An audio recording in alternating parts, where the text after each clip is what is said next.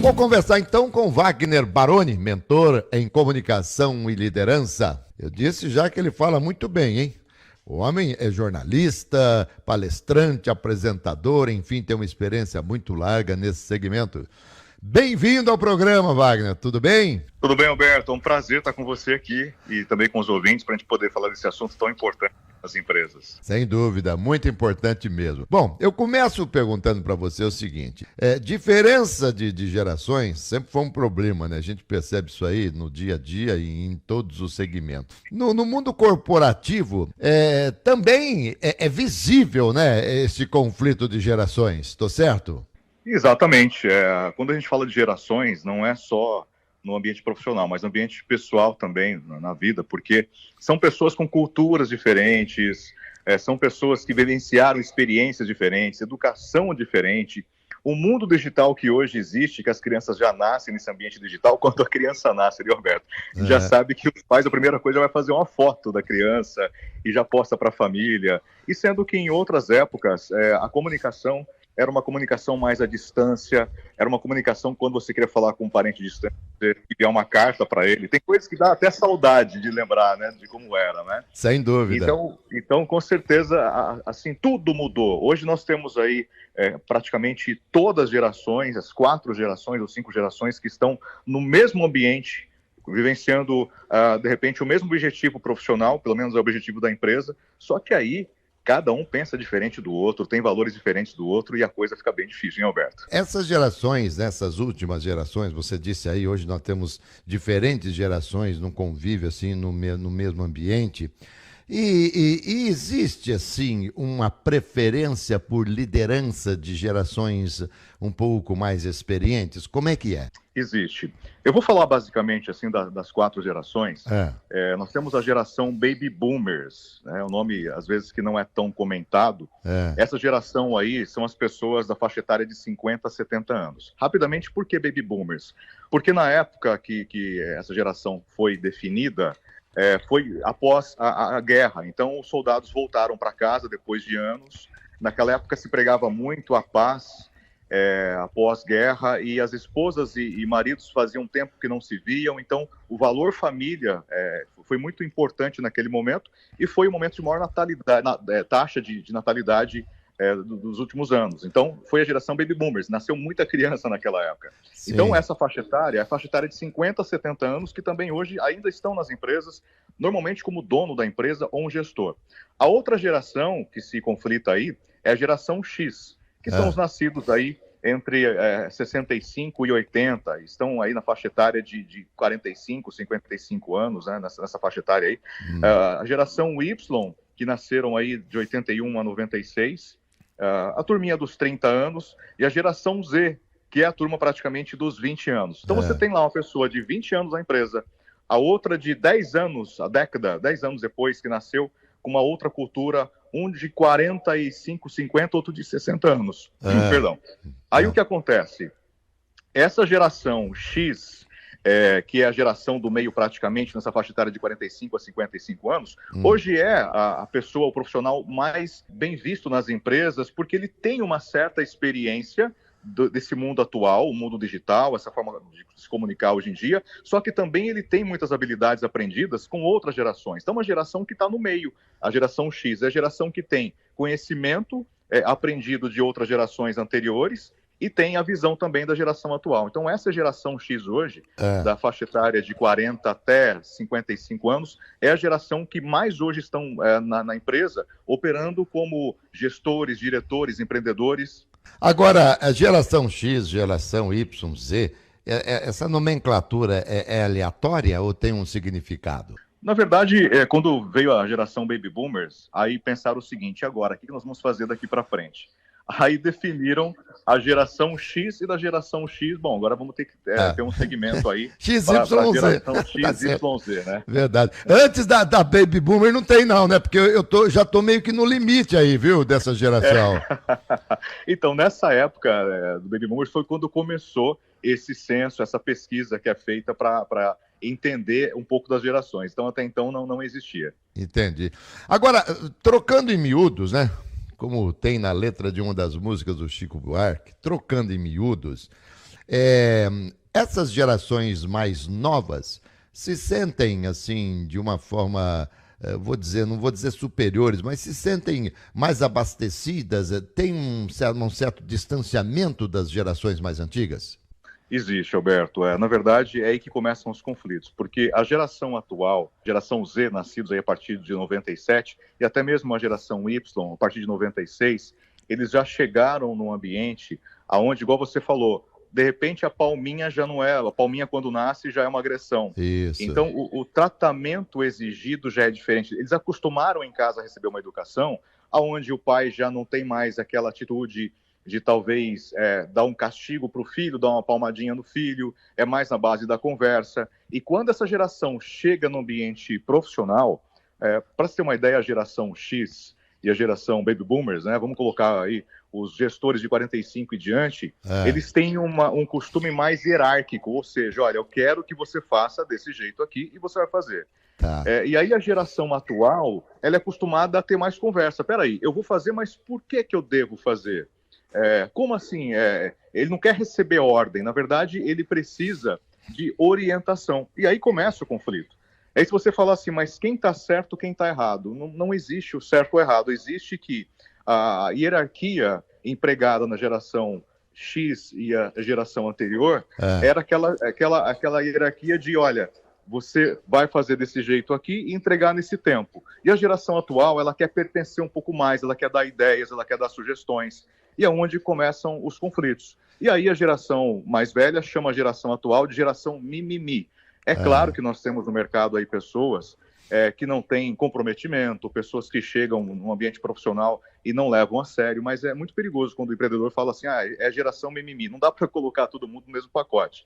Nós temos pessoas aí muito capacitadas, mesmo jovens, muito preparadas para o mercado ou dispostas a fazer um trabalho bem feito.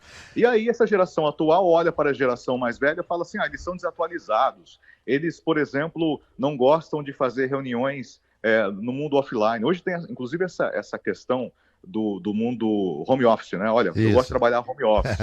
E aí, a geração mais jovem quer trabalhar home office. Ou pelo menos que na sexta-feira eu não vá trabalhar, que eu trabalhe meio período. E a geração anterior, vamos pegar de 45 e diante, que é a nossa geração, muitas vezes pensa o seguinte, não, peraí, eu sempre trabalhei presencial, eu gosto do olho no olho, eu gosto de reuniões presenciais, então é conflito atrás de conflitos por essas mudanças de épocas, essas mudanças de costume, né? Bom, quando você fala nossa geração, você está se referindo a você, porque a minha geração já está beirando 70 ali, né? Mas é muito gostoso. Aliás, eu sempre digo, né, quando me perguntam se eu gostaria de voltar aos meus 20 anos, eu digo não.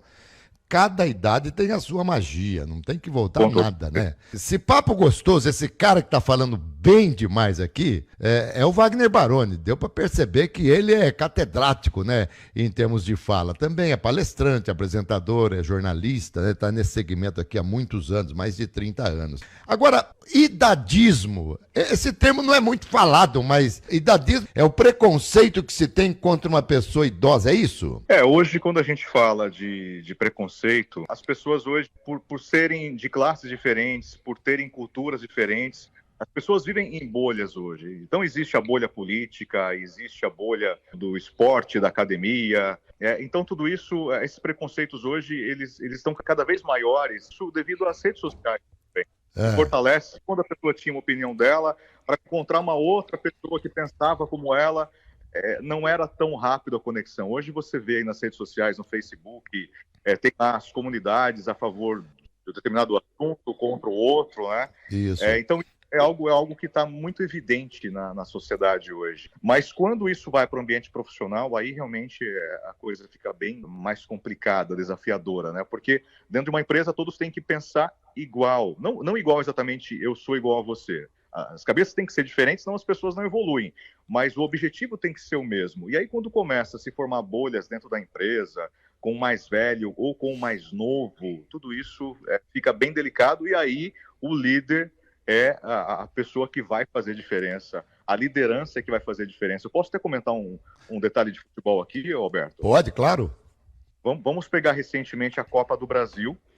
Tínhamos lá o São Paulo, que foi campeão da Copa do Brasil.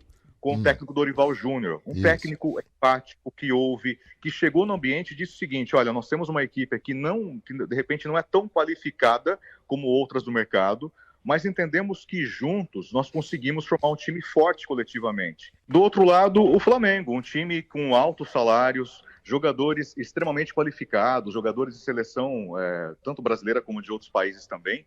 Porém, não havia uma liderança que unia essas pessoas. Eles jogavam de forma individual, cada um com a sua cabeça. Uma imagem que ficou bem marcada foi quando houve a parada técnica na final do jogo, e aí os jogadores do São Paulo foram em direção ao Dorival Júnior, pedir orientação, e aí o Sampaoli, quando foi tentar falar com o time dele, eles viraram as costas para o Sampaoli, entrou ali o pessoal que estava na reserva, conversando com os jogadores que estavam jogando, ou seja, não havia uma liderança, cada um falava com o outro ali, sem ter um direcionamento. Então, o líder nesse ambiente profissional, ele é o profissional que vai conseguir unir as gerações, conseguir unir as pessoas que pensam de formas diferentes, que têm idades diferentes, que têm culturas diferentes. É a liderança que vai fazer a diferença para resolver o conflito nas empresas hoje em relação a gerações, em relação à cultura, em relação a objetivos. Muito bem, muito bem. E aí, Wagner, o líder nasce líder ou ele aprende a ser líder? Ótima pergunta, Alberto.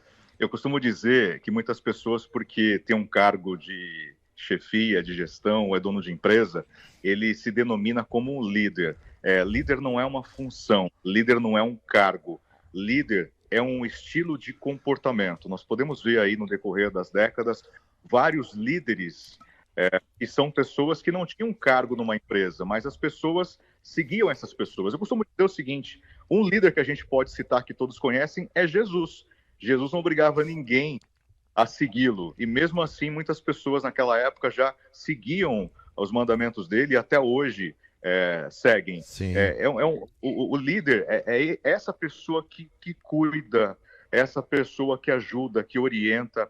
Então, exatamente respondendo sua pergunta, muitas vezes a pessoa ela não nasce líder, ela pode nascer com um dom de atitude, porque o líder tem que ter coragem, o líder tem que ter atitude, o líder tem que ser uma pessoa de ação. Porém, o líder tem que ser uma pessoa também humana, que olha para o outro e entende a necessidade do outro, sabe diferenciar. O líder não pode, em hipótese alguma, discriminar ou ter preconceito. Ele vai trabalhar com várias pessoas. Imagina o líder de uma grande empresa hoje, e a gente volta nas outras gerações, você tem ali a pessoa mais velha, você tem a pessoa mais jovem que acabou de entrar. Imagina o líder olhando para cada um e trazendo o preconceito dele sobre cada um. Não, ele precisa olhar para aquela pessoa e falar o seguinte: o que o mais velho precisa aqui? Esse mais velho precisa de orientação para poder entender um pouco mais da comunicação atual, entender um pouco mais de tecnologias atuais. E esse jovem aqui? Esse jovem precisa de repente, ter um pouco mais de atitude, de experiência na vivência do dia a dia. Então, o líder ele vai se transformando. Eu digo que a comunicação, Alberto, e a liderança, elas são treináveis.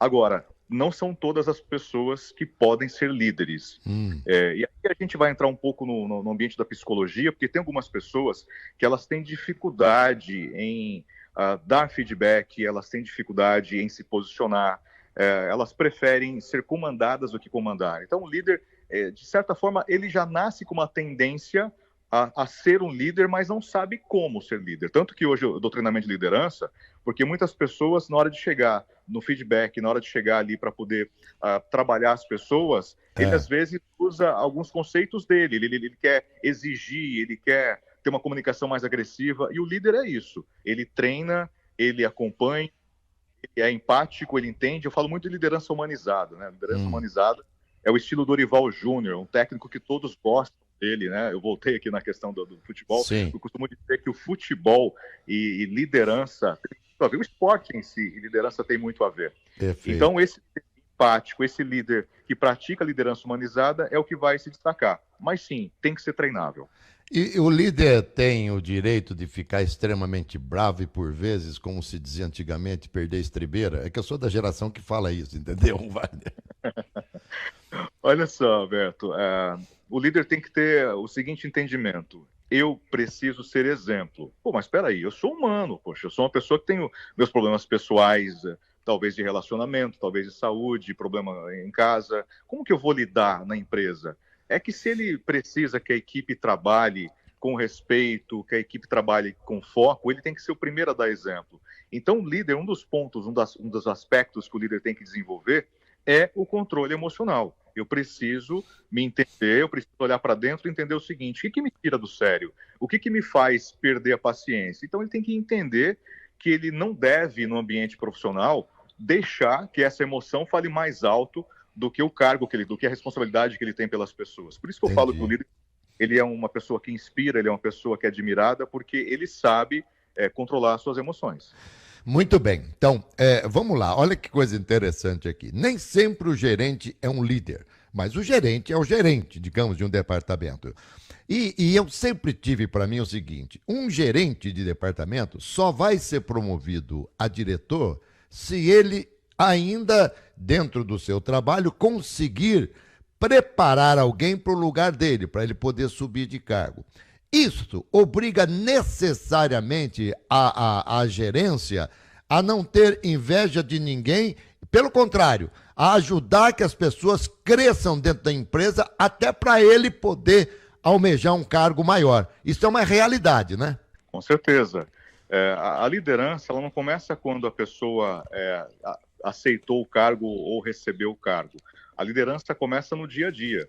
Você pode chegar num ambiente, por exemplo, que não tem nada a ver com um ambiente profissional, e você vai ver alguém ali que tem atitude, você vai ver alguém ali que as pessoas querem ele por perto. Esse é o líder. Então, quando o gerente dentro de uma empresa, mesmo, aliás, antes de ser gerente, ele é um vendedor, naquele momento ele começa a construir a liderança dele, porque se naquele ambiente as pessoas olham para ele como uma pessoa que eles procuram quando precisam, olham para ele com admiração, olham para ele com respeito, o diretor desse vendedor fala: peraí, cara aqui tem talento para líder. Ele é uma pessoa que todos gostam dele. Você não vai colocar para gerenciar a sua equipe uma pessoa do qual você vê que ele é conflitante. Não adianta, né? Você fala, aquela pessoa que eu estou vendo ali, todo mundo gosta dele. Então, se eu colocar ele como líder, porque as pessoas já têm essa admiração por ele. Então, sem querer, esse líder constrói ali por volta dele um ambiente onde as pessoas apostam, tanto quem está acima, na gerência acima, vê ele como líder, como também os colegas de trabalho confiam nele. Então, ele acaba naturalmente conquistando esse cargo. Muito bem. Bom, você fala muito bem, você tem uma dicção perfeita, tem uma bela voz. O que você pensa sobre a comunicação do líder, vamos imaginar? O líder é uma pessoa que precisa ter um português correto? Olha, a comunicação é tudo, Alberto. Você disse exatamente o que a liderança mais exige. Tudo que a gente pensa, sente, nós expressamos através da comunicação. E a comunicação não são só palavras, a comunicação são gestos, é a forma que você olha, a forma como você chega no ambiente. Então, a forma do líder conversar, eu sou bem assim, eu digo que eu sou muito flexível em relação a pegar alguém que tem uma cultura, que é de um outro estado e tem algumas formas de falar. Eu acho que é muito respeitoso. Agora, quanto mais ele pudesse qualificar, porque vamos imaginar que ele gerencia uma equipe de vendas que trabalha em rede nacional. Essa equipe de vendas tem que ter uma boa comunicação, tem que ter uma boa dicção, não pode falar palavras erradas, porque senão isso pode interferir no processo de vendas. Nesse caso, o líder não tem como corrigir o vendedor que está falando errado se ele também fala errado. Sim. Então, é super importante, sim, ter uma comunicação boa, uma boa dicção, é importante falar bem, ter um português correto, mas isso não tira o direito dele de usar alguns termos, algumas palavras que ele costumou usar durante a vida dele, a infância dele, a região que ele mora. Eu acho que isso é bem autêntico, porque senão a pessoa fica muito falsa também, né? Então, eu acho que a pessoa tem que ser autêntica e saber. Por exemplo, eu também, como eu dou muitas entrevistas, tem palavras que eu deixo de falar na entrevista. Por quê? Vamos imaginar aqui na rádio, quantas pessoas estão ouvindo de vários estados, enfim, de várias nacionalidades, ou regiões, vamos dizer assim. Então, se eu disser algumas palavras muito regionais, pode ser que a pessoa não entenda bem aquilo, ou não soe bem aquilo. Então, temos que ter cuidado no ambiente certo, para colocar as palavras certas. Com certeza. E quanto mais simples você falar, tanto melhor, porque as pessoas vão entender exatamente o que você está falando. Isso, tá. Nós estamos chegando aqui no finalzinho da nossa entrevista. Eu queria que você dissesse o seguinte: as empresas hoje têm preferência por qual geração para empregar? Olha, depende muito da função. É claro que hoje, eu como treino líderes e também faço entrevistas de emprego para várias empresas, o que eu costumo dizer, é importante você mesclar as pessoas ali. Porque se você coloca um grupo de pessoas ali da faixa etária de 40 para cima, você vai perder toda a visão e experiência dos mais jovens. E se você coloca os mais jovens, eles não vão ter aquele conhecimento, aquele know-how de olho a olho, do dia a dia, que os mais velhos têm. Vamos imaginar aqui na rádio, se tem um grupo só de pessoas jovens, o quanto que os mais velhos aqui têm de experiência, têm de conhecimento, que eles não vão ter de vivência. Não vai dar certo. Então, o grande segredo hoje, particularmente eu, quando eu faço o processo seletivo, eu indico para as empresas, vamos mesclar as equipes. É claro que se você for criar ali um ambiente para tecnologia, olha, vamos pegar essa turma mais jovem que está estudando sobre as novas tecnologias, mas acima dele tem que ter um gestor mais velho que saiba conduzir aquela equipe. Então, em todos os ambientes hoje, eu acho que você mesclar as gerações, as idades, é muito importante. Que show, hein, Wagner? Que aula, hein? Cara, obrigado demais, viu? Você é fantástico. Eu agradeço, Alberto. E é sempre bom a gente contribuir, porque nós percebemos hoje que nas empresas existem muitos conflitos e às vezes o diretor não sabe por quê, o funcionário não sabe por quê, e aí altas taxas de pessoas pedindo demissão por causa do líder. Então, quando a gente contribui, você abre espaços como esse para que a gente possa contribuir, para que tanto o gestor como o funcionário entendam um pouco mais do porquê dos conflitos, é muito importante. E aí a gente acaba ajudando muitas pessoas que estão passando por isso. Gente, conversei aqui com Wagner Baroni, mentor em comunicação e liderança, palestrante, apresentador, jornalista, super experiente nesse segmento. Rede Jovem Pan News.